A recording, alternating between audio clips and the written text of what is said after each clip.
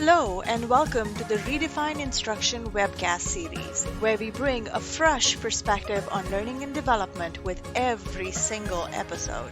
Go ahead, grab a cup of coffee or your favorite drink, and enjoy a few moments talking about LND with me.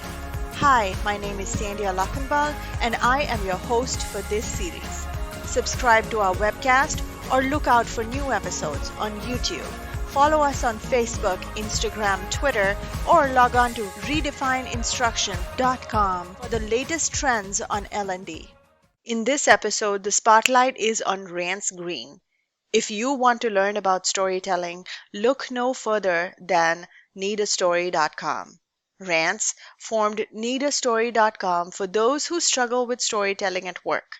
His methodology, Story Design, gives leaders and talent development professionals a systematic and creative way for discovering who their audience is and how to persuade them to take action on new ideas. He's helped leadership teams, entrepreneurs, and instructional designers discover that they are uniquely equipped to tell the best story for their audiences. My personal favorite is his book titled Instructional Story Design.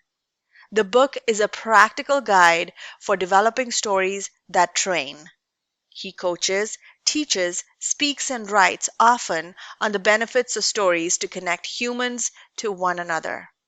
In this episode, Rance walks us through the nuances of designing instructional stories and describes the nuts and bolts of designing the components of stories. Be sure to check out the links in the show notes and don't forget to get a copy of his book, Instructional Story Design. In the show notes, you can also find a link to his exclusive workshop designed to equip instructional designers on how to design stories for their specific audience. So without further ado, I'd like to welcome Rance Greene. Thank you for joining me for this episode of Redefine Instruction. So excited to have you here today. Thank you, Sandhya. It's wonderful to be here. Yes. So Rance, I am really, really intrigued by your journey into instructional design and then storytelling. I know you and I have exchanged a little bit about your background, but for the sake of the listeners, can you share a little bit about why you chose instructional design, how you came to be in design, and then what made you choose storytelling as a niche? Sure. I have a theater background. I have an undergraduate degree in acting and a master's in choreography. And so I went to New York City to do both of those things.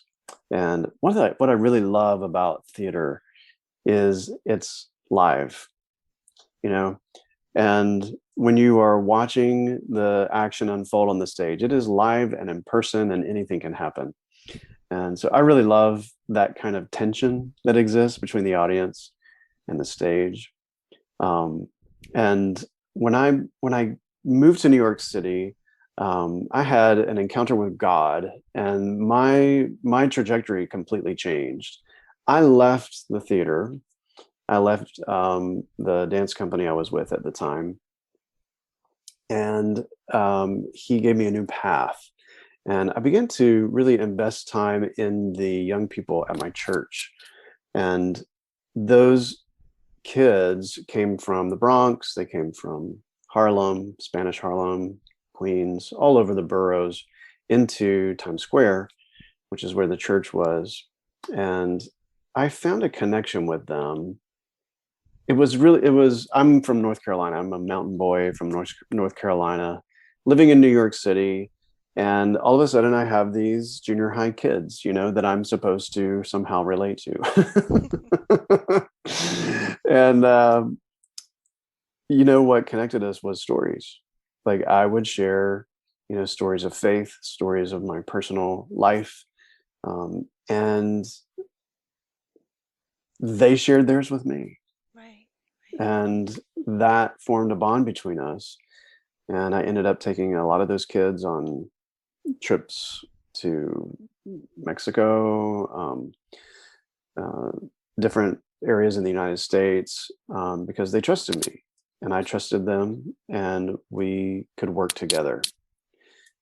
And I worked there about 9 years before moving back to North Carolina for a brief time and then moved to Texas, which is where I am now, same as you. Mm-hmm. I'm in Dallas. And when I moved here, I was kind of at a crossroads in my life. And I was like, what am I going to do now?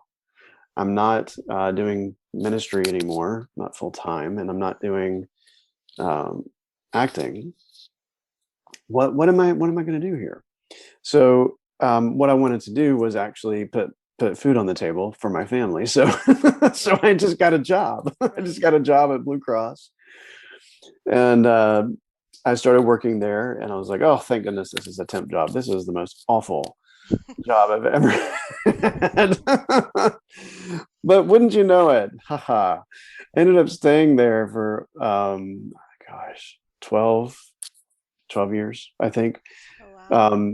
Circuitously ending up in the ethics and compliance department, where I was overseeing compliance training. Oh, wow. And when I was being interviewed, and this is in the book actually, Mm-hmm. in the book that I've written, um, when I was being interviewed, um, I really felt impressed to tell them about my storytelling capabilities. I was a playwright, I was a, just a kind of a natural storyteller, and I'd practiced it a lot. Mm-hmm. And at the end of the interview, they said, what we're really looking for is a storyteller. So Oh, wow. That's I amazing. knew I'd found my role when I saw the great support of the management team to support stories for training. And so that's what I spent the next 12 years. Not 12. I think I got in there like I've been maybe there 9 years. Mm-hmm. And what a thrill. What a thrill to completely transform the compliance training from this, click through Right. to a story based experience and a really valuable learning experience, even with compliance training, like making it performance driven. Mm-hmm. So that is how I ended up in instructional design. And I would say, how did I find storytelling as my niche? Like storytelling has followed me. Wherever I have gone, it's been storytelling that has been that thread. So I wouldn't say that I actually chose it. It's just kind of, I don't know. God gave me this gift and I'm just enjoying it. Yes, yes. All the pieces of the puzzle put, come together. He has a plan. Um, You know, I've heard, interesting you mentioned compliance. A lot of people think that storytelling and compliance don't really gel together, or storytelling kind of takes a back seat when it comes to compliance because everything has to be so factual and so focused on checking Mm, the boxes. And I think that's one of the reasons, if you don't weave the stories in, that's one of the reasons why compliance take and compliance training has such a negative connotation to it, right? mhm, Most organizations, the employees have this mindset of, oh, here I have to do this yearly training, let me just click through it, and it's not enjoyable. And many designers have the perspective that storytelling and compliance just don't gel together.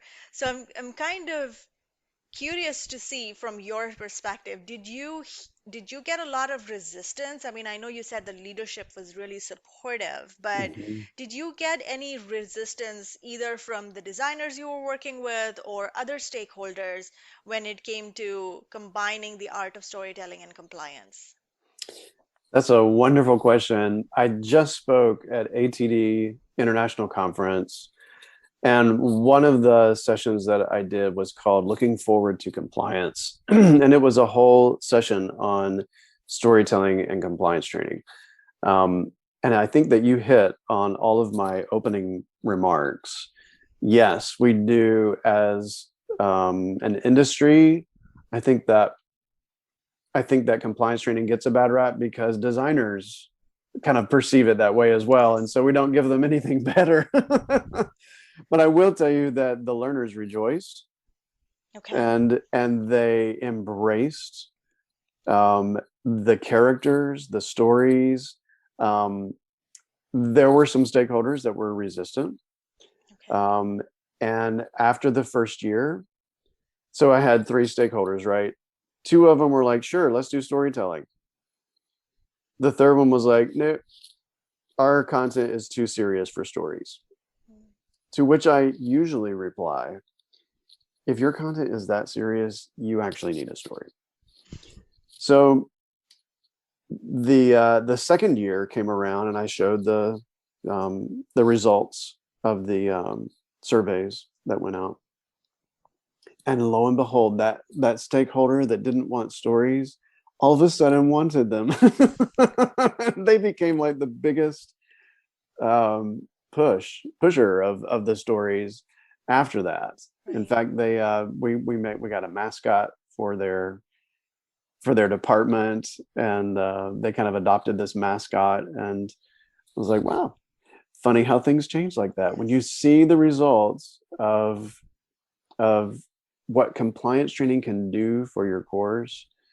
Then or what stories can do for your compliance training course, I should say. Hmm. Then there's no question. It's like, of course we have to have stories. Right.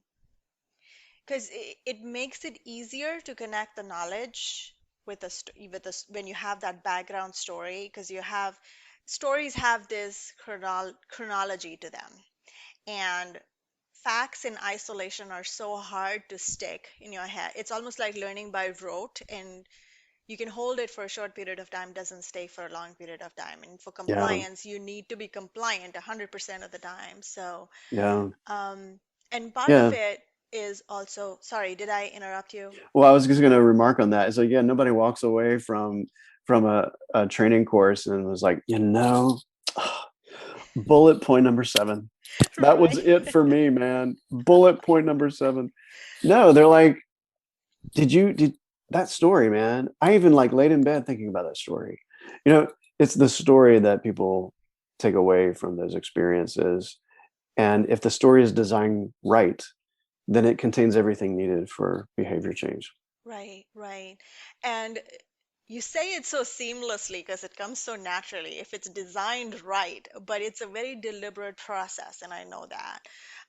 So I call it the craft of storytelling, right? You have to make sure that it resonates with the audience. You have to have the right type of characters, the right type of graphics, and then the story, right? The right problem, solution, cause, and effect, and and how you're pitching it.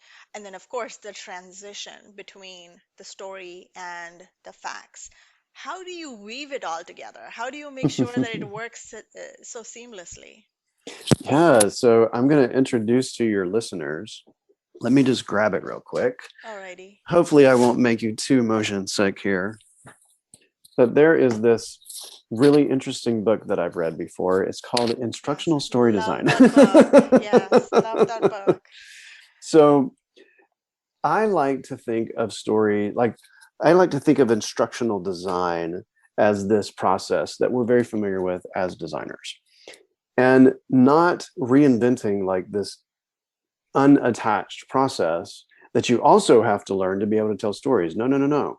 You already have this process. Let's use that process to create the story that you're looking for your training. So what I tell designers is narrow it down. Sandhya, can you tell me? You've already said some of the elements of a story. Right.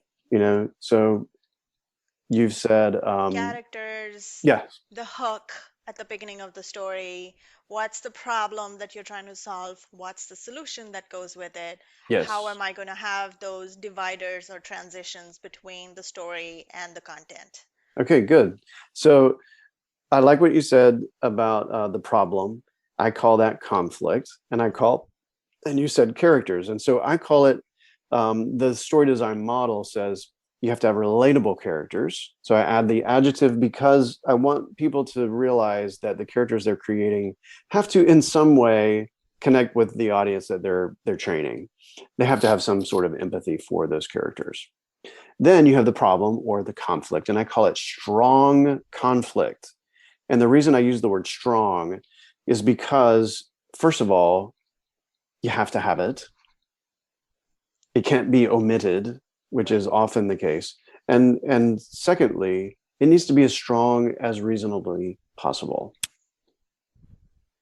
because that strong conflict is the part of the equation, part of the story design model that gives us an emotional connection to the story.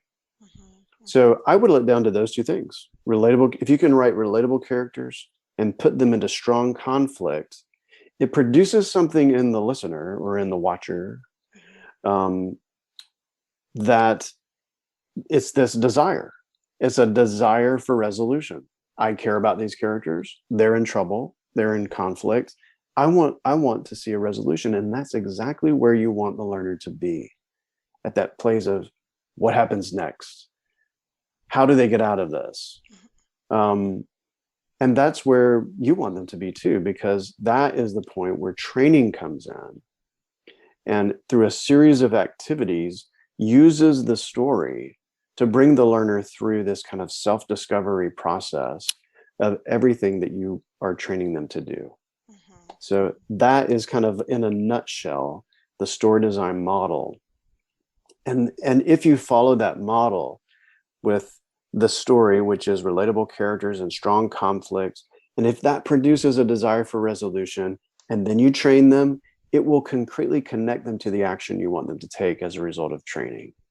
So that is the big picture of how to do that. And I found that going too deeply into the hero's journey, those aren't needed, because those are interesting and they're helpful to understand storytelling, but they're not necessarily, for training purposes, they're not necessarily a must to write a good story for training, because we are constantly telling stories. We know how it goes. Right. We know kind of the structure. It's ingrained in us. So when we have those two essential things, relatable characters and strong conflict, we just know what to do with them, because we are constantly talking in terms of story. I hope that answered your question. Yes, yes. The other thing that intrigues me, and you mentioned this in your book, is all about action, right? You focus on the action all the time. Why the focus on the action? How does that bring out the best stories for learning and development? Oh, I'm so glad you mentioned that, because like I mentioned at the beginning, I loved being in the theater, right? Because it's all about action. You're watching people do things on the stage. If they were not doing anything on the stage, boring, right? It would be boring. You would feel like you were back in, the 1960s, when they were doing experimental theater and people were just standing on the stage, which is interesting but boring. So, training is all about equipping people to take action on new knowledge, new skills, new attitudes. And stories are all about action. So there is this natural affinity for stories and training, because they're both about action. And if you have a course and you have a difficult time describing what somebody should do after they take that course, you probably don't need that course. It's probably not, a lot of compliance training is like that. A lot of compliance training is, quote, awareness training. Right. But what I would challenge designers to do with their stakeholders is say, okay, all right, so this is awareness training. What does somebody do when they are aware of the policy for social media, or whatever the policy is that they're training on? What does somebody do when they are aware? What does somebody do when they understand? Because I relate it back to theater, and I give this illustration where, as a director, I loved directing plays. That's one of my favorite things. And so if I tell an actor, I want you to cross center stage, and then I want you to be aware of your fellow actors. Be aware of the social media policy, right? You could watch them cross stage left to and the then to they're the gonna be center lost. stage, but then what? Right? Right, What? right, right. So the term I use is observable actions. Okay, okay. Narrow it down to observable actions. Right, right. And I think um, that is as relevant in compliance as it is in sales or any other type of training. Is what is it that you learn? What behavior change or what is it that you want the learners to do? Because Yes. nobody, unlike elementary school or even high school, you're not learning for learning's sake. You're learning for the sake of achieving something. And that's where that action really just falls in place. Yes. Um, I'm just curious to know, have you, do you use different types of formats of stories? I mean, it just makes me think of when we are watching soap opera, there are different types of story Mm. formats that you see, right? Some start in retrospective, some start in chronological order, some present the solution before the problem comes along.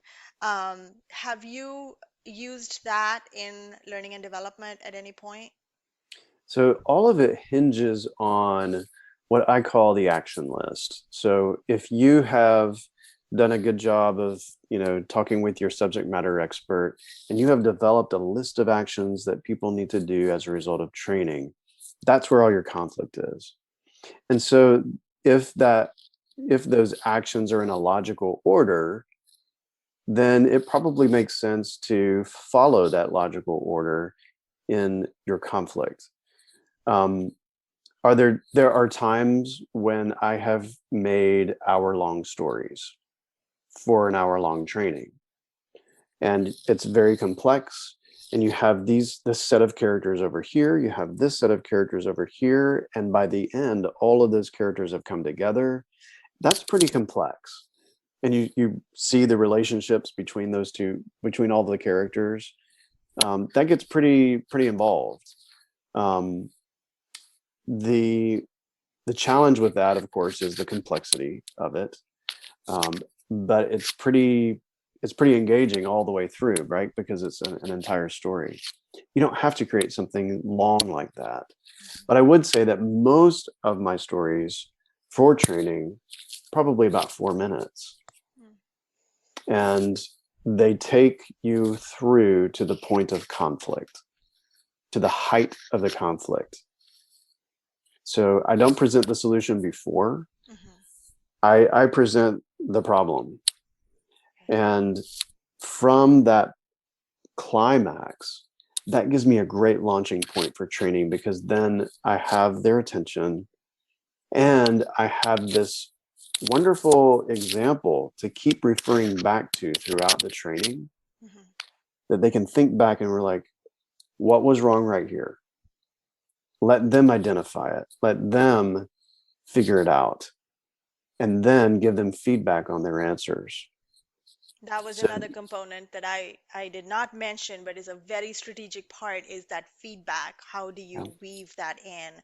Um, all of this matrix of storytelling and content comes with immense amount of research, right? There's a lot of research process that happens on the back end before we get to the story itself. Can you give me a sneak peek on what that process or research looks like? yeah. So if you are developing a course or designing and developing a course, that research, we call it analysis in instructional design. And so that analysis would include, first of all, that first meeting with the stakeholder. You know, what's the root problem? What's the business outcome? And is training going to help? Is this the right solution? In other words, you're really looking for the story, right? Who are the people involved? What's the problem? And how is training going to help these people? If training cannot help those people, then you need to suggest another solution. But if it is a solution, that's when you really dig down and you start to figure out, okay, who is your audience? Mhm. That's part of the research. I create an audience profile for every new audience that I train, speak to, um, design for, consult, one-on-one coaching, whatever that is. I do an audience profile, because I want to go into that situation knowing who I'm talking to. And it's really going to help me create the right story if I know who I'm telling that story to. So if I'm creating a story for the board of directors, that's going to be a much different story than if I am creating training for, pizza delivery guys. You Right. know, those I need to know who I'm training. That's a big piece of the research. And then the last piece would be that work that you do with the subject matter expert to define what those actions are, because that's going to be the source for my conflict right there. Mm-hmm. Wow. There's a lot. I know you make it sound really simple, but it's a lot. Just curious, are there certain types of stories that are a taboo for certain audiences or certain content?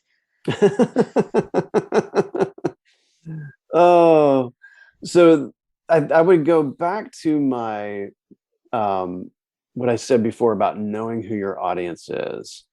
For instance, I just did a project for a client, and part of that solution was a story. And one of the and it had to be done very quickly. And so this is interesting because I just delivered it today. So Mm-hmm.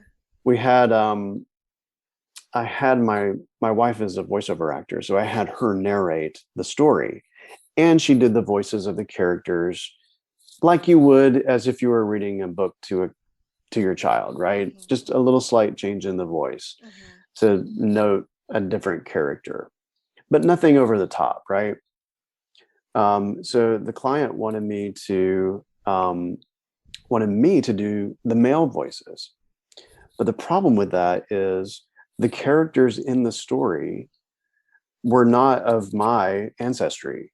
Mm-hmm. These were people who live in Africa, and they are African. Right. And so my observation was this: if I do the voices for those African voices, Mm-hmm. I said, it's going to destroy this story, because with one person narrating everything, we're willing to suspend our disbelief, Right. right? But as soon as another voice comes in, all of a sudden it's a real story, like it's like a movie now. Yes. And so you've got this guy playing the voice of this African character. So you've got to be sensitive to those kinds of things with your audience. I mean, that's just a very small thing, but Right. it is something that could have ruined the story. Um, Types of stories, I think there's probably a place for any type of story, depending on who that audience is. I really don't put kind of restrictions around, that. I do encourage people to make the characters as real as possible. Try to avoid stereotypes. Now, there is a time and a place for the sitcom type, where you have stock characters, right? For your sitcoms, where Right. all the characters are always the same. They never change, and they always have the same personality. They don't grow. They don't, more. They're the same character every episode. Right. So there could be a call for that, but I really encourage my students to take those characters and make them as real as possible, which means probably Tammy Talk a Lot is not a great name for your character. Probably just Tammy is good enough, Mm-hmm. Mm-hmm. because as soon as you put this descriptor by her name, she becomes a caricature, Right. right? Yeah. There's a story stereotype that gets attached, and we see a lot of those happening in L&D, the talkative Tammy and the Yeah. um, annoying Annalise or whatever you want to call it, right? That's There's quick a on your feet right there. Yeah, I mean, I've seen examples over there, of learning and development stories that are crafted like that. You have those preconceived notions where it becomes a stereotype or a no-brainer, where then you Hmm. don't have the audience. You're doing the thinking for the audience rather than letting the Yes. audience think for themselves. And Um, on that point, Senya, I also encourage folks who are new to this, to show me the action. So again, the action comes back into the story, right? If you know what the action the learner is supposed to do, you'll be very clear about what these characters are supposed to be doing. And show me that action. Don't tell me about it. Mm-hmm. Don't describe what the character is thinking. They can talk. You can give Right. them words to say. You can give them actions to do. Take out the adjectives, take out the adverbs. Just show me the action. And let me, as an intelligent adult, figure out what's happening in that story. You don't have to spell everything out. Right, right. And I think sometimes the audience can walk away with much more powerful inferences when you leave it to their imagination than the obvious stated um, conclusions that you would put into the story itself. There can be epiphanies at a much higher level when things Yeah, are, and if you build interaction after having watched that story or gone through that learning experience, that's taking it to an even higher level of that Bloom's taxonomy than just sitting and observing. So let there me you ask go. you a more practical question. Are there certain tools that lend themselves to storytelling versus others? Or is e-learning or video the only option for storytelling, or are there other modalities that we can consider? Yeah. I would say the first tool that you should consider is your voice. We are great at telling stories. And so don't underestimate that. If you are training live, man, you've got a great tool right here. Right. It's your voice. Tell the story. Um, if you are doing virtual or in-person training, um, both of them have different, strengths. You can always tell a story in either of those situations. You can't do that in e-learning. You can't tell a live audience your story because your audience is not live anymore. Suddenly it becomes canned. It becomes a recording. It becomes a video. It becomes text on a page. But the biggest point here, and yes, I'll share some tools that I use, Sandhya, but the biggest point is that the delivery, the development of the story is secondary to the design.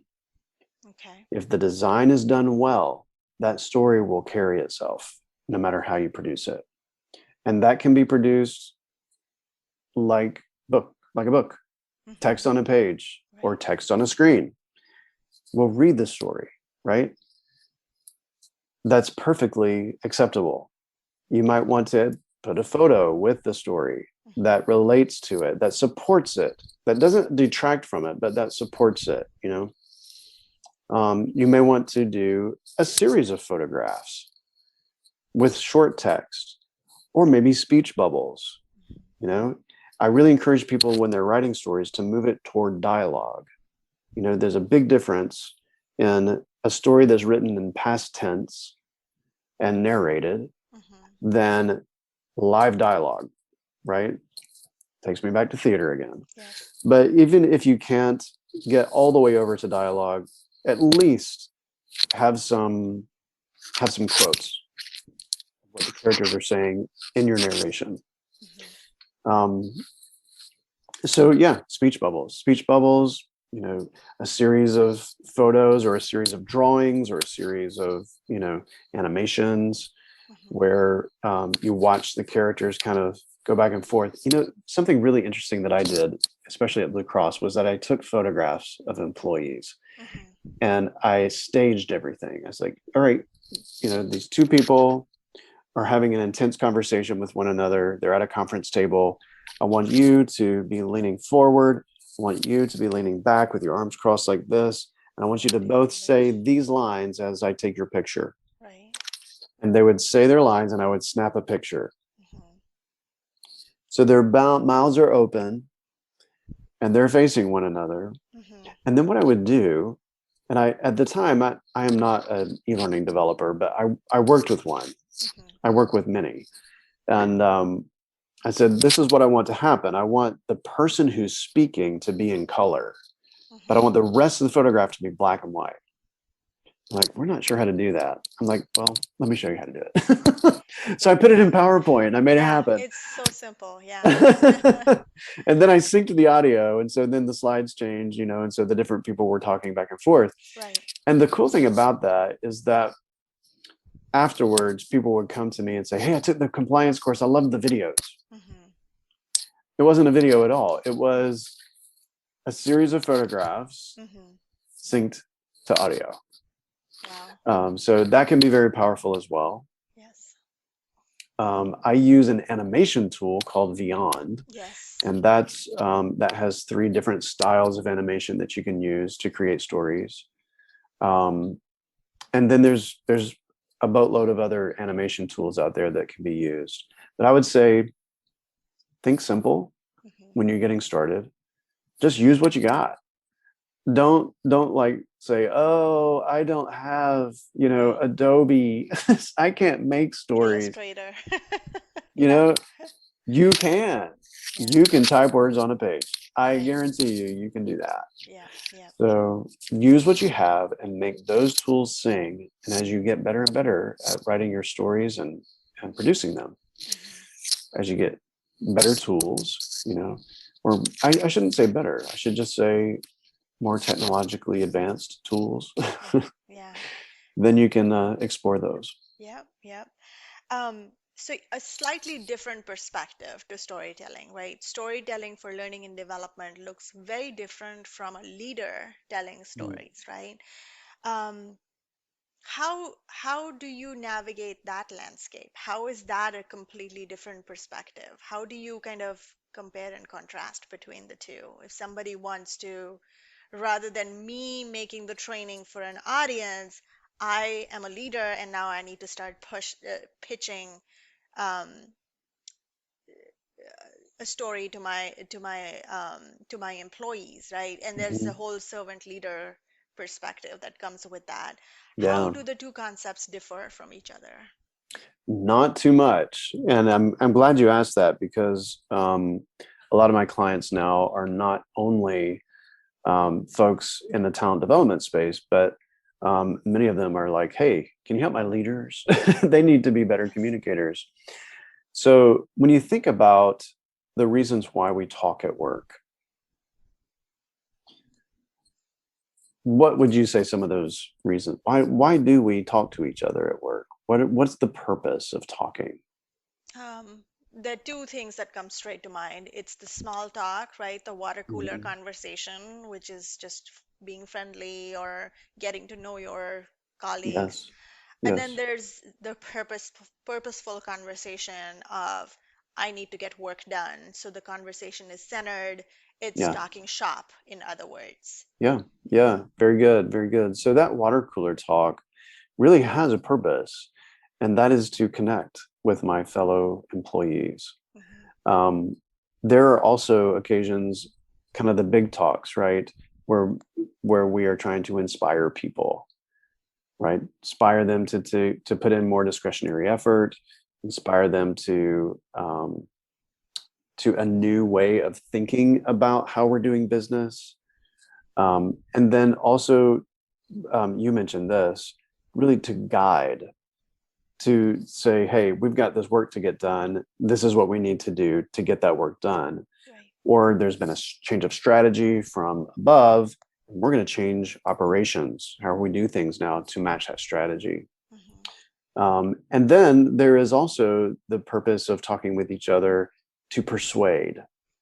Right. And this a lot, you see this a lot when there's data sharing, or actually you don't see it a lot.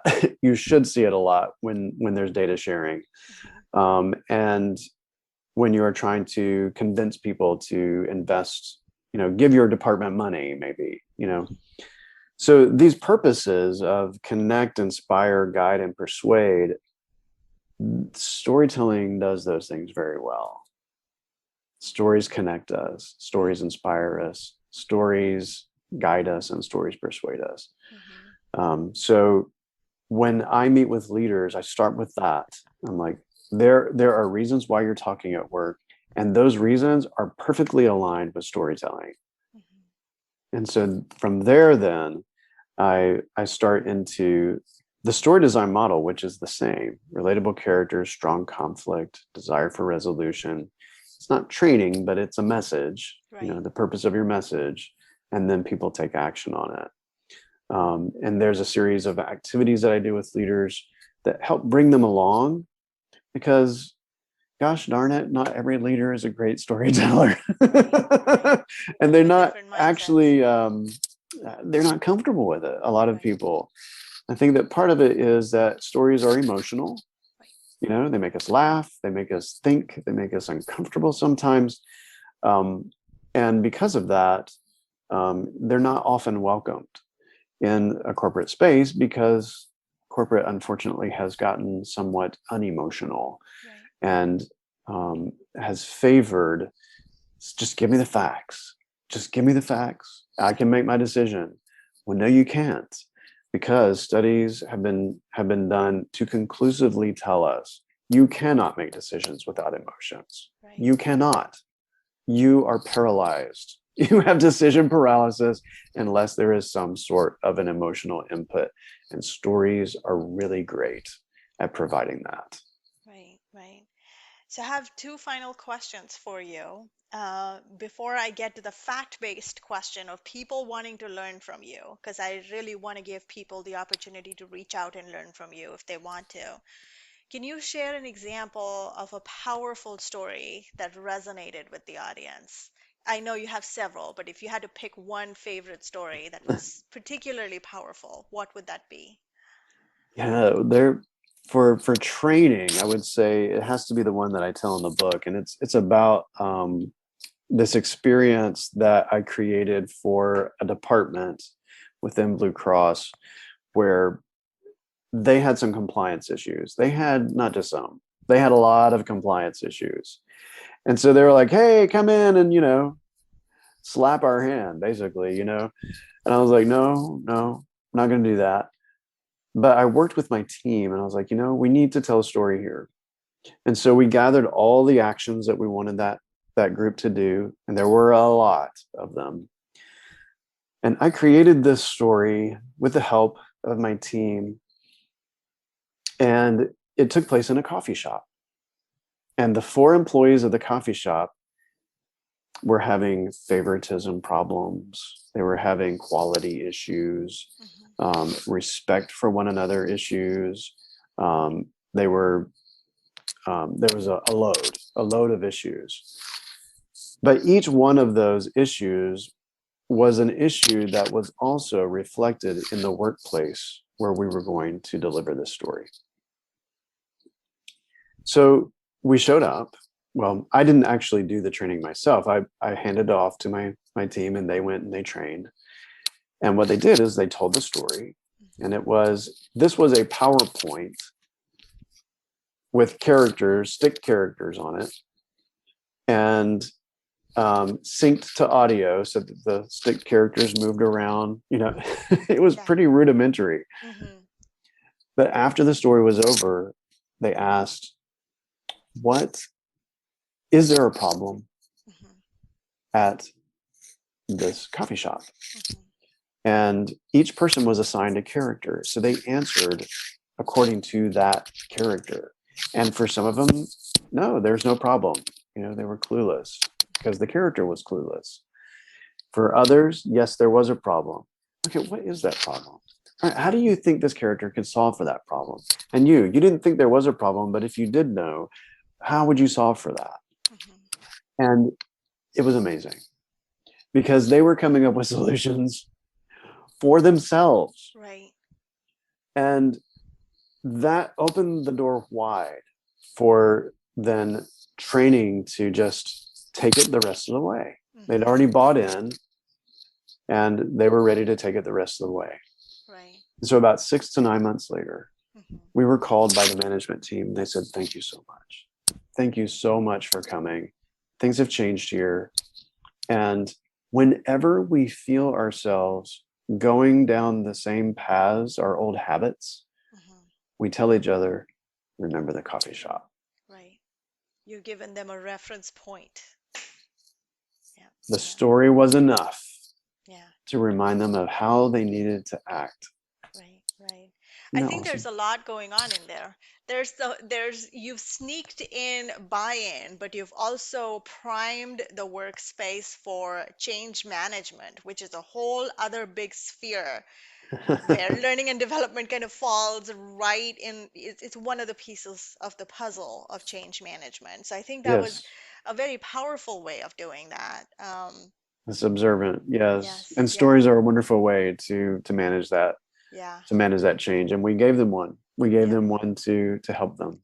Right. Yeah. And what a safe space, right? To think of it as another character versus, mimicking one that is in the actual workspace where, in this case, a healthcare company, right? You took them Yeah. out of the workspace, gave them a safe zone to practice, or think of That's it right. from a third person or second person perspective. Exactly. Yeah. Exactly. Yeah. I think it was very neatly done. So I'm going to ask you, I know you have two really good opportunities for people who are looking to learn more about storytelling. So you have the leadership cohort. I want to talk about that for just a minute or two. Sure. Um, what is, of course, it's meant for leadership, but what is it that people can look to learn from that cohort, and Sure. how can they join that cohort? Sure. So the leadership storytelling cohort is a brand new thing for me, and I am loving it. So as of this recording, so we're recording today on September 15th, Right. and today was the first day of my first cohort, and man, did we have a good time.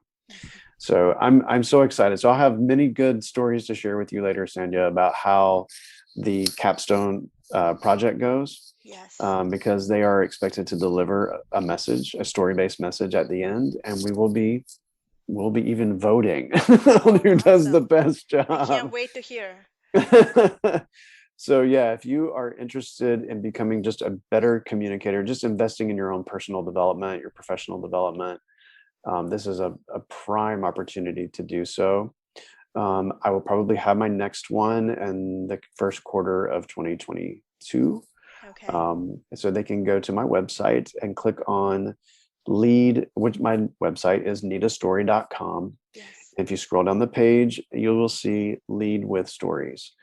And if you click on that, there will be some information about, workshops and things like that, but you'll also see a link to the leadership storytelling cohort. Awesome. Awesome. And then another opportunity for L&D folks to learn from you is the cohort that's coming up in 2022, right? Which is the L&D or instructional design workshops. Can you give us a sneak peek about what's coming up in that workshop? Sure, sure. So on September 16th, so probably by the time you get this posted, this will have passed, but I call it the Instructional Story Design Roundtable. Mm-hmm. And I just stay in touch with people who've read the book, and um, I let them know, hey, I'm going to have a roundtable. Mm-hmm. Bring your questions about what you're struggling with about instructional story design. Mm-hmm. And so I'm having one tomorrow, September 16th. And those will be, I do about two of those every year. Mm-hmm. But if anyone is interested in bringing Nita Story, that's my company, into their company to speak as a keynote or to do a workshop, or you want some one-on-one coaching for training or for leading, Mm-hmm. then please don't hesitate to reach out to me. And I will say, Sandhya, I do have kind of a third arm of the company, which is a new arm, Mm-hmm. and it's a marketing arm, Okay. because now I have business owners and organizations who need marketing support. They just want to get their story known Right. to their customers. So we're supporting them in that way as well. That's Pretty exciting. wonderful. Wonderful. That's wonderful. I am excited to see how this journey goes. Thank you. Rance, it's been a true pleasure speaking with you this evening. Thank you again for taking the time to speak with me and my audience. Thank you, Sandhya. It's really been nice spending this time with you. Thank you for listening to the Redefine Instruction webcast series. We welcome feedback. Leave a comment or question on any of our social media pages. We look forward to hearing from you. Until then, stay tuned for the next episode.